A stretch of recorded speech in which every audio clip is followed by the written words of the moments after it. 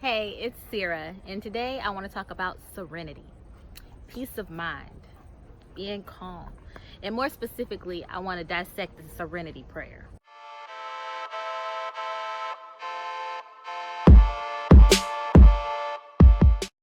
So, what is serenity? It's defined as the state of being calm, peaceful, and untroubled. It's no wonder that whenever somebody is dealing with any kind of difficulty in life, specifically if they're dealing with addiction or something that they feel like they don't have control over, one of the main things they ask for to God, universe, however you like to define it, is peace of mind, serenity, calm. That little slice of, I'm not worried about shit right now. And you can't always feel like it's accessible to you, right? In fact, you have to go through some things and feel like it's inaccessible for you in order for you to appreciate the fact that you can access it. If it was always calm and peaceful, you wouldn't be any happier than if it was a little turbulent sometimes. So we got to accept the fact that it's not going to feel good all the time. Sometimes it's going to feel bad. And accepting that sometimes it's going to feel bad is the first step to feeling good. Embracing exactly where you are, not needing it to be any different than it is in this moment, opens the gateway for you to have a whole new experience after the fact. You can't have the good without the bad. You can't have the sunshine without the rain. They go together. The positivity is only understood as positivity centered against negativity, right? So if there's no negativity for you to even compare positivity to, how the hell you even know something is positive? So we have to understand that they work together. They function in unison with one another. So accepting and embracing the bad stuff is what allows us to have the experience of the good stuff. And when we're asking for serenity, peace, calm, what we're really saying is, I want to be okay with everything. I want to be all right within myself about whatever I have going on around me. So one of my favorite prayers is the Serenity Prayer.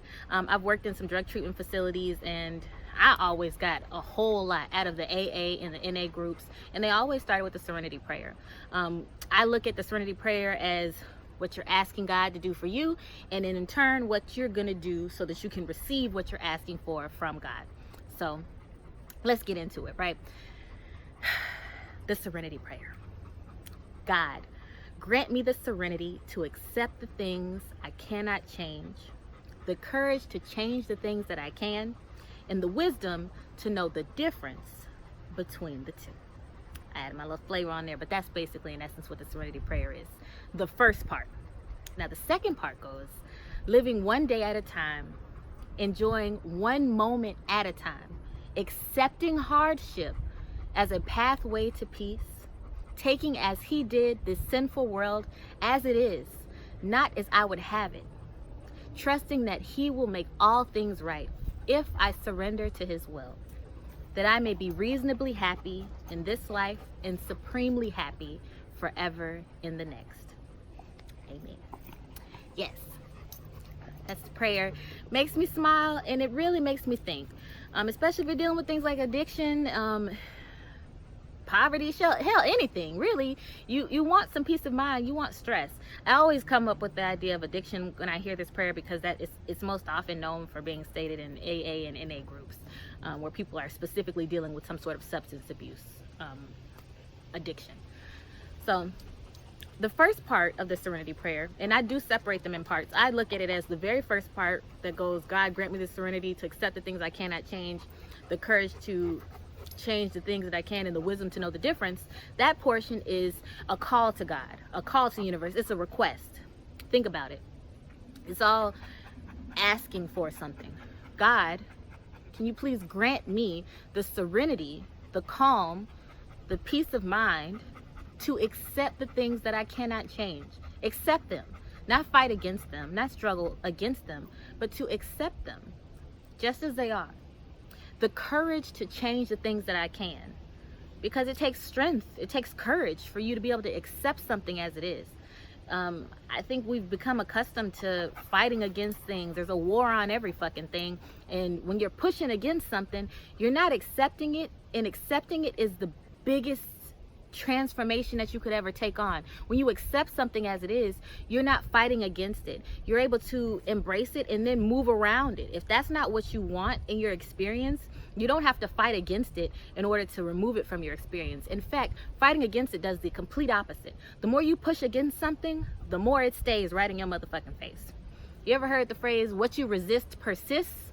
And that to me defines exactly what it means when you are unwilling to let something go, and therefore it will not go.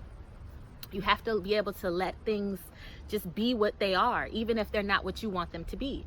And then you focus your attention on what you do want to have happen in your experience, not pushing against things. I think that takes really intense courage and a strong mind for somebody to be able to accept their circumstances and focus on the things that they would like to adjust within themselves that will make their circumstances ultimately change, rather than trying to change the circumstance and keep themselves the same. I don't think that that's the wisest approach, and I really think that's kind of like the easy way out, trying to tweak everything around you versus doing the work of adjusting what's going on inside of you. But let's get back to it. So the last part of the first portion of the prayer is, and the wisdom to know the difference. Wisdom comes through experience. So oftentimes you'll have to bump your head up against things that you may want to change. You may want to adjust so many things around yourself, but you try, you figure out that it doesn't work. Wisdom will tell you that the next time when you have this same situation come about, you don't handle it the same exact way. You adjust yourself. I'm sorry, that's Reno. He out here. Oh, there. I wasn't calling you, baby. Go on ahead. So I guess I'll let you see him. He over here doing his own damn thing, and that's fine. Serenity, enjoy yourself, my nigga. It's cool. Anywho, the first portion of that prayer just is a really great breakdown of things that you're asking God for to bring you that peace of mind. It's what you're saying, I need you to do for me. So the things we're asking for in the Serenity Prayer, one, we're asking for serenity or peace of mind, calm, to accept the things that we cannot change, acknowledging that we cannot change everything, right? The courage to change the things that we can. It's not easy to accept things as they are, but it's also not easy to make adjustments to things that you do have in your power to change, right? So when you're trying to change something, that takes courage, that takes wisdom. And most often those things that we're supposed to be changing are inside of ourselves. It takes a lot of courage to call yourself out on your own bullshit. It takes a lot of courage for you to say, I need to work on me. I'm not doing this the way that is most fruitful to me. I'm not loving myself as much as I should be. I'm not being honest with myself. I'm not working as hard on the things that I'm saying I want to accomplish as I really would like to. And being able to be real with yourself takes courage. Just like it takes courage to be able to accept things that are outside of your control. You also need to know what's in your control. And one thing that's always in your control is you and your mind. And I believe that that is the main thing that we need courage to work on.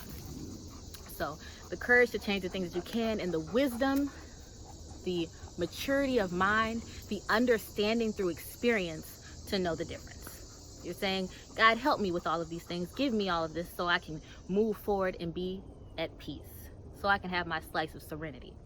Now the second portion, I like to look at it as, what the fuck are you gonna do? I'm asking for all these things, I'm asking for this peace of mind, but what am I gonna do myself in this moment to help bring and call all of the things that allow serenity for myself into my experience?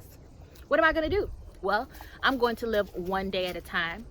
I'm going to enjoy one moment at a time, living in this present moment, always staying focused on exactly where I am. I'm going to accept hardship as a pathway to peace. I'm not going to fight against the obstacles in my circumstances. I'm going to love my pain. I'm going to love my hard times. I'm going to accept my hardships as a pathway, as the pathway to peace. And I'm going to take, as he did, this sinful world as it is, not as I would have it to be. I'm going to let it be exactly what it is, and I'm going to accept it as it is without me trying to or needing it to be any different than it is.